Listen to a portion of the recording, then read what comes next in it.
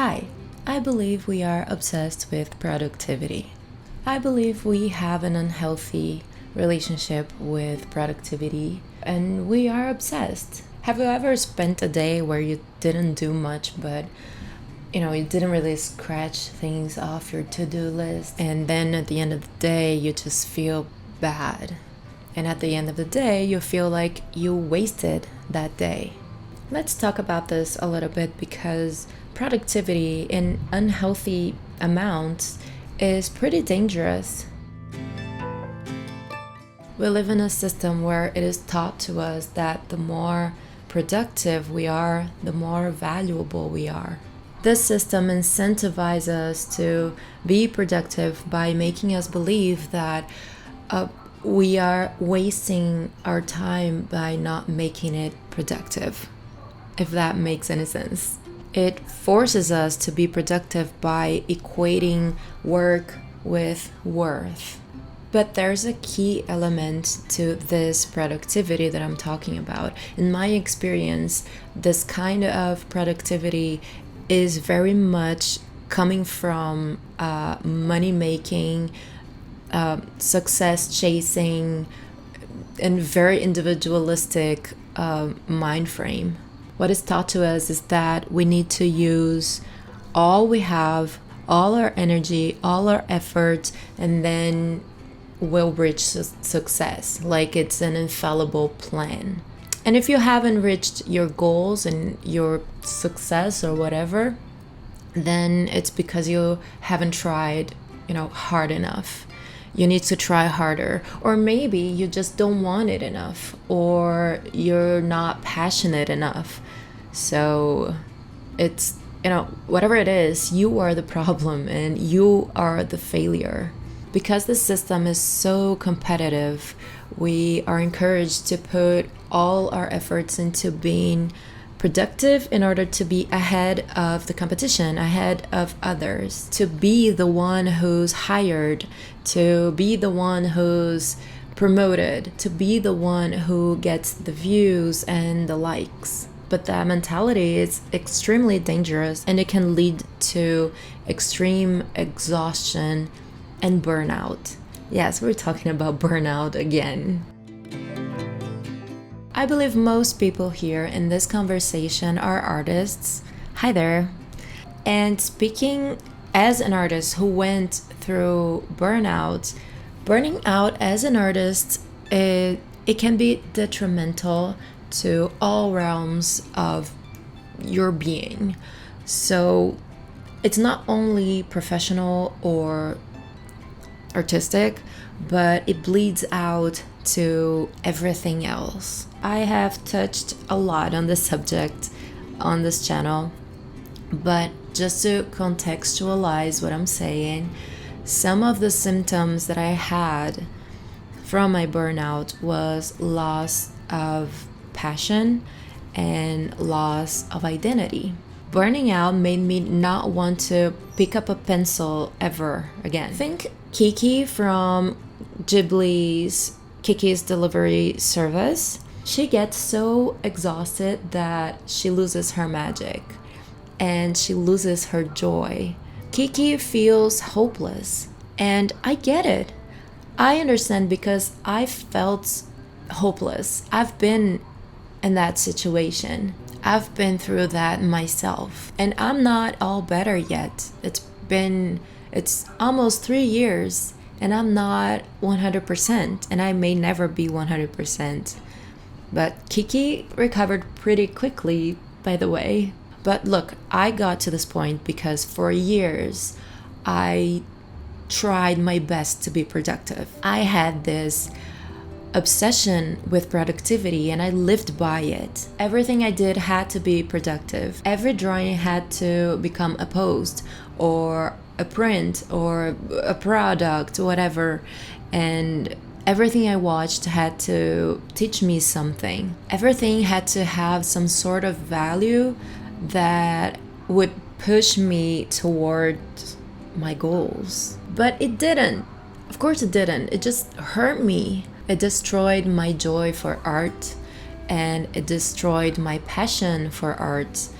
It destroyed everything I have ever felt about art and making art. And I really went numb regarding making art, and I didn't see a point to it anymore. And I got really, really close to quitting altogether. With Kiki, by losing her power, she also loses her identity. Like, if I'm not a witch, then what am I? Who am I? And that was the same for me. If I'm not an artist, then what am I? And who am I? And it only brought me more anxiety and confusion and hopelessness. And I believe that could have been avoided. Using all your effort, all your energy, only will, leave you dry. It would drain you. We need rest. We need downtime. We need idle moments for doing nothing. Life is too accelerated, too chaotic, too erratic, and it will eventually hurt anyone who won't respect the limits of their mind and their body. Burnout can lead to other mental health issues, but mental health issues can appear regardless of burnout. This system is always sucking more and more from us, giving us less and less in return. Less stability, less security. The way the job market is structured is dependent on having unemployed people in line ready to take your job whenever you refuse to put a little bit more effort, a little bit more energy, a few extra hours.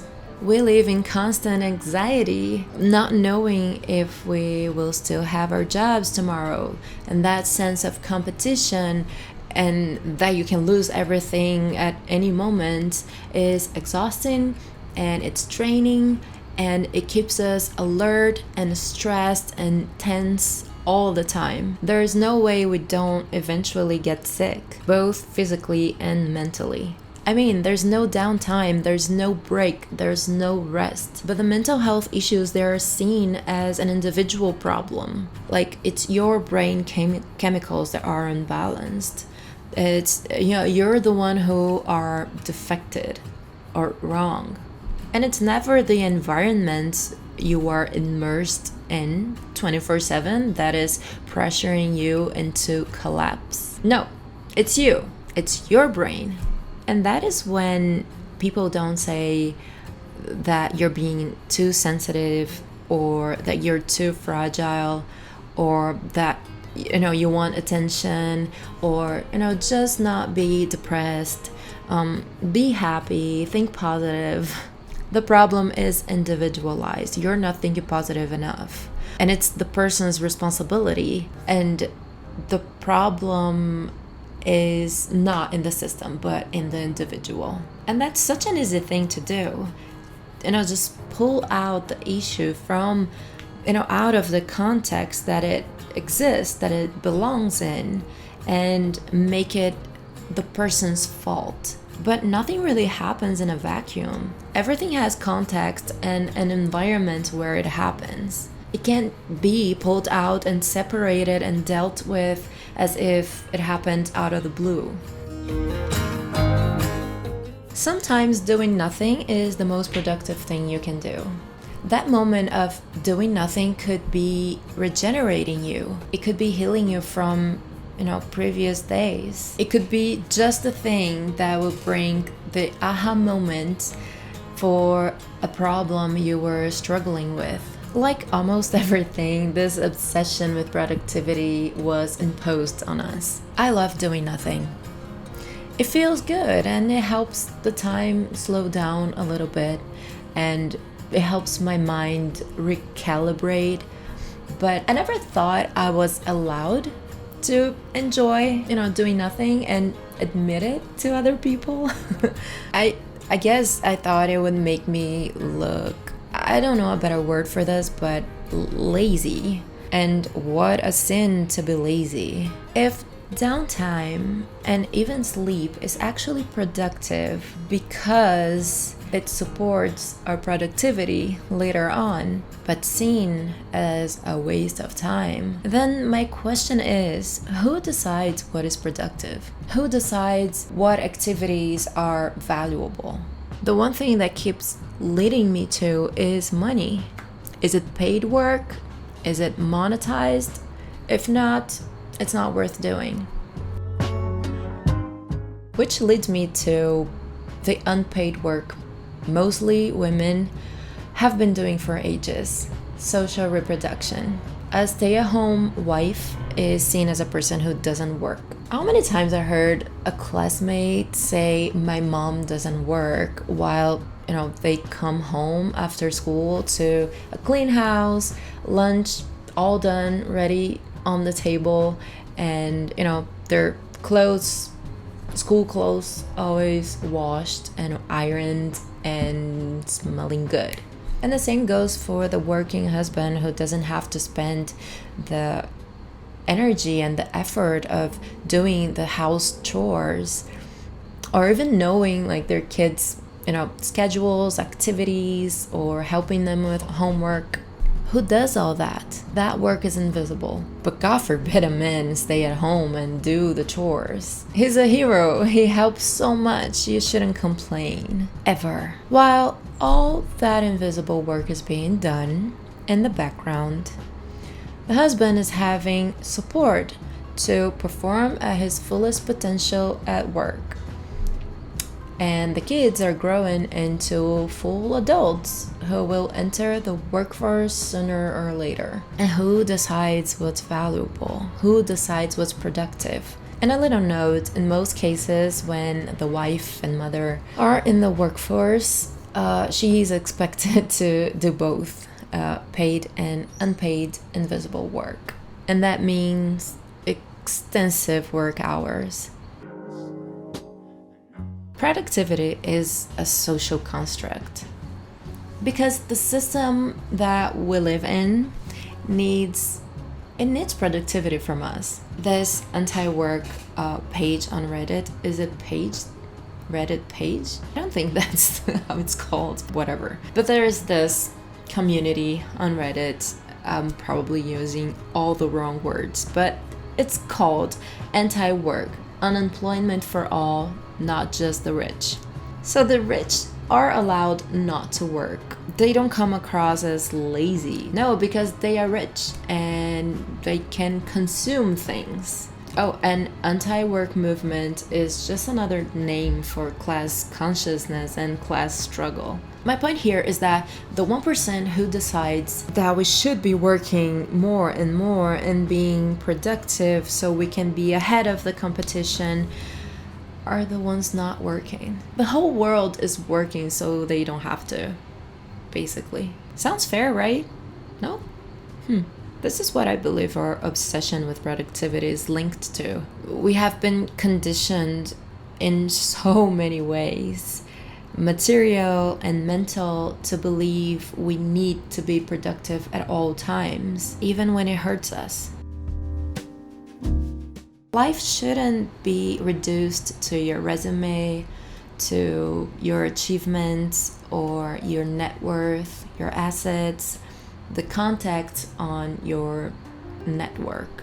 That's so narrow-minded. Life isn't profitable. Life isn't supposed to be monetized. We can find purpose for life, but not a use. Life is chaos.